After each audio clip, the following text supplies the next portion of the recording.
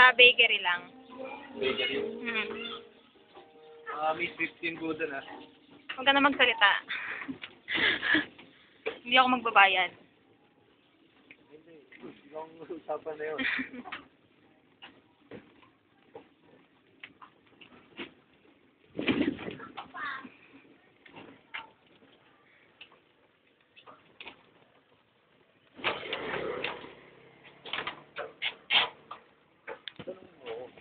Tanong mo.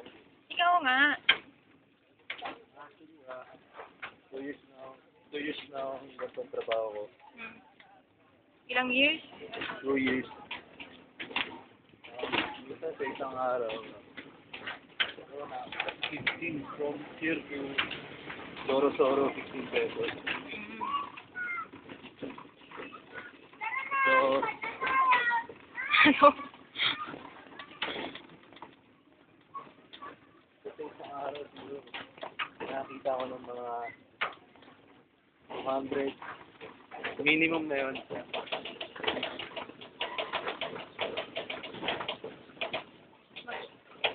Sa isang araw, minsan di ako nagtatrabaho.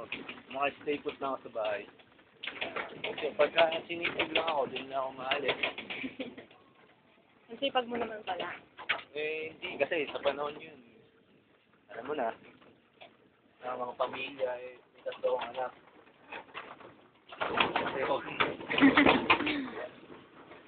Tatlong anak.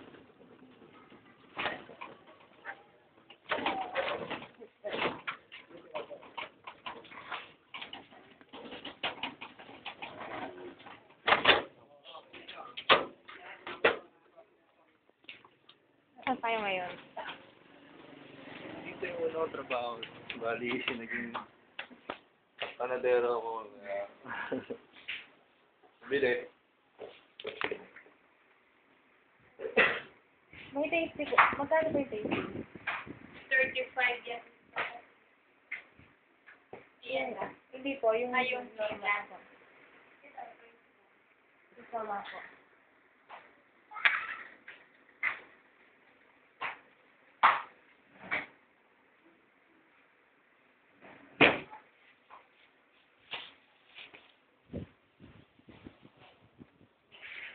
Thank you.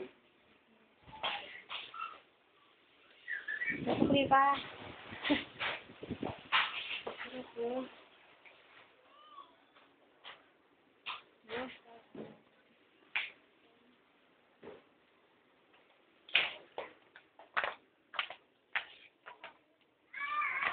So, ito lang yung binibili ko pag merienda. Sana ko yung mga sana ko.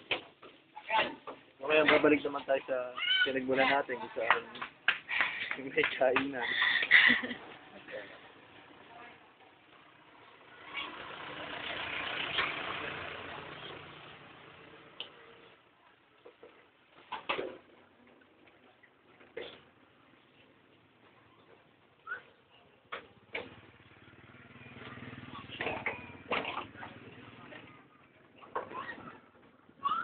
Ang beses muntik na akong ma-accident dito eh. Kasi one time, nakainom ako. Oo. May pasahero ako nun. So, bali, nag-overtake ako sa isang pedicab din. So, anong nangyari, pagbigo kong gano'n, ayun, napakit kami sa may parang pataas. Yung parang ganyan. Parang? Parang ganyan. Yan? Oo. Ako sa nangyari, siguro yung pasahero. Wala takot sa akin. Yun, kung ano yung sinasabi sa akin. Buti nakakapag-hanap buhay ka pa. Oo, kasi ganito. Diba kasi, parang ano naman ito eh. Kaya ko naman yung buhay ng pamilya ko dito. Dahil dito rin sa pedicab na to. Malaking bagay dito. Kung wala nito, wala. Maghanap pa rin ako ng trabaho.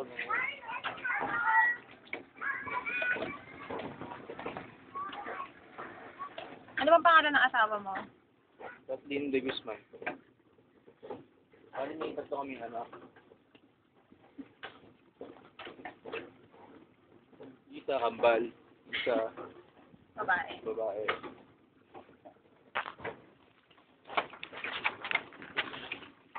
So, malapit na tayo.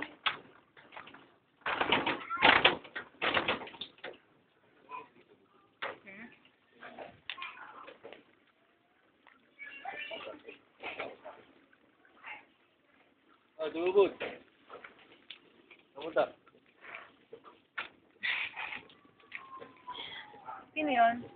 Ah, siya yung ano, katrabaho rin dito. Oo, siguro nag-go.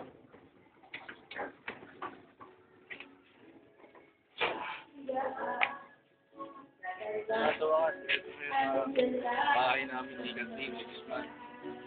Tara, pasok.